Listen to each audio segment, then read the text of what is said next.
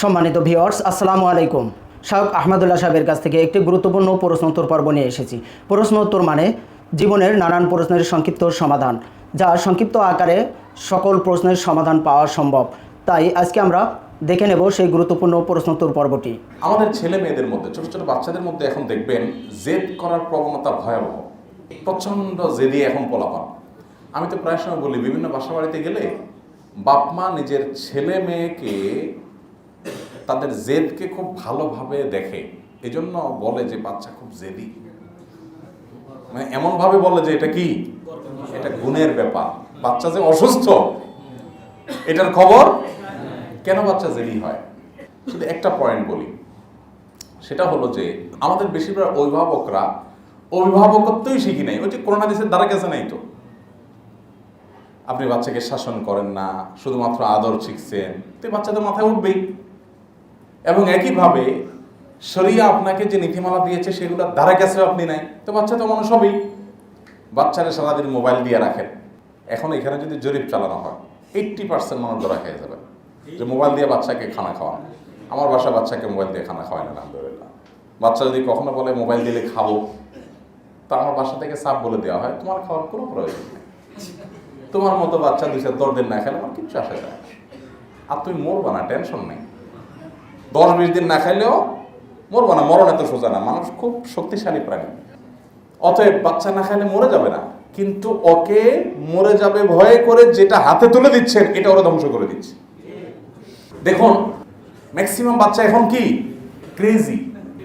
আচ্ছা, আমাদের বয়সের যারা আছেন, মানে 40-45 পার হয়েছেন যারা, 40 পার হয়েছেন যারা, এই বয়সে যারা আছেন এখানে, আরো যারা বাবা বয়সী মুরব্বীরা যারা আছেন, আপনারা একটু আপনাদের শৈশবে চলে যান তো। আমার কথা মনে আছে, আমার পুরো চিত্র মনে আছে। আমার ছোটবেলায় আমি যখন শিশু ছিলাম, আশপাশে যে পোলাপান ছিল এগুলো একটু বেদামাজ টাইপ ছিল, সব মিনি মাছ বেদামাজ টাইপ পোলাপান দেখছি আমরা আমাদের ছোটবেলায়। তার মানে এগুলো সব এই চুপচাপ থাকতো, বসে থাকতো, বসায় দিছে মা, ওখানে বসে থাকতো, বেশি ক্ষুদে লেগে গেছে ফেল করে কান দিত, ধমকেটা দিলে আবার থেমে যেত। হ্যাঁ, মিনি মাছ টাইপের না? আমরা আমাদের শিশুবেলায় সব বাচ্চা কাছে এরকমই দেখছি অলমোস্ট। বাচ্চা আবার জিদ করতে পারে এটা আমরা খুব একটা জানতাম না, ধমক একটা দিছে থেমে গেছে। বয়ের ঠেলা, আপনার বাইরে একটু বেশি খেলাধুলা হয়ে গেছে, যখন শৈশবে কৈশোরে চলে যাচ্ছি তখন এবার ঘরে চারপাশে ঘুরতাম মায়ের ভয়ে, যে আজকে মায়ের তো একটাও নিচে নেই, ঝুলাইয়া পিটানি হবে। আর এখন বাচ্চাদের অবস্থা কি বলেন? আপনি কোনো বাসা যদি বেড়াতে যান আর পিচ্ছি যদি 3-4 বছরের একটা থাকে, দেখবেন ঢোকার পরে আঙ্কেল তাক করবে পিস্তল, পোলাপান এরকম হয়ে যায় না? ওইটাই তার খেলা, যে বাসায় একজন আঙ্কেল বেড়াইতে আসছে নতুন, ওই আঙ্কেলের দিকে পিস্তল। কোত্থেকে আসছে এগুলো জানেন? এই মোবাইল থেকে এবং টেলিভিশন স্ক্রিন থেকে। ও সারাদিন কি দেখে বাচ্চা বলুন তো? কার্টুন দেখে। কার্টুনে কি দেখানো হয়? মারামারি, কাটাকাটি, গেমস খেলে সারাদিন, তাই না? গেমসে কি দেখে? সামনে যেটা আসে এগুলো শেষ করে ফেলা, ঠুস করে সব শেষ করে ফেলা। তো ওই বেচারা মারার জন্য তো অফলাইনে এসে আর কিছু পায় না, এবার বাপারে মারে, মায়েরে মারে, আঙ্কেলরে মারে, ভাইরে মারে, দাদারে মারে। অনেক মুরব্বীরা আছে এখন, ছোট ছোট বাচ্চারা ভয় পায়। অনেক দাদারা আছে খুব ভয় পায় যে কখন যেন ইজ্জত ধরে টান দেয়, কোনো বিশ্বাস নাই। এই রোগ, বাচ্চারা যে ক্রেজি হচ্ছে, যে পাগল কিসিমের হয়ে যাচ্ছে, এগুলো হাতে ধরে আমরা বানাচ্ছি না? আল্লাহ তাআলা আমাদেরকে হেদায়েত দান করুন। আমাদের বাচ্চাদেরকে বাঁচাবার জন্য আমাদেরকে একটু সতর্ক হতে হবে। বাচ্চার হাতে মোবাইল দেওয়া যাবে না, মোবাইল দেওয়া যাবে না। এবং বাচ্চাকে মোবাইল দিবেন না, গেমস দিবেন না, ভিডিও দেখতে দিবেন না। এটার জন্য আগে আপনাকে মানুষ হইতে হবে।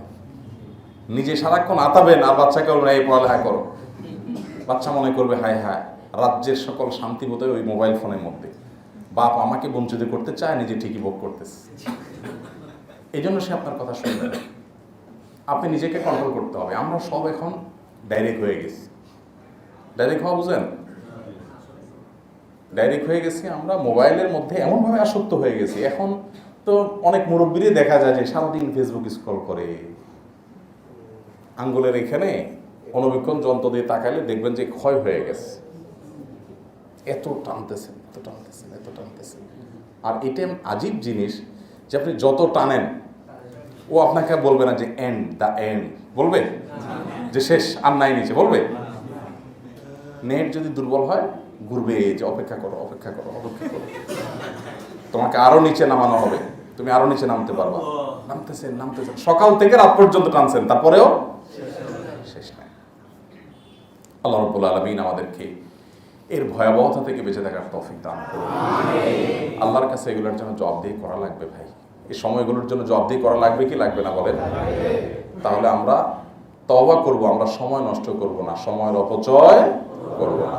আল্লাহ আমাদেরকে সেই তৌফিক দান করুন।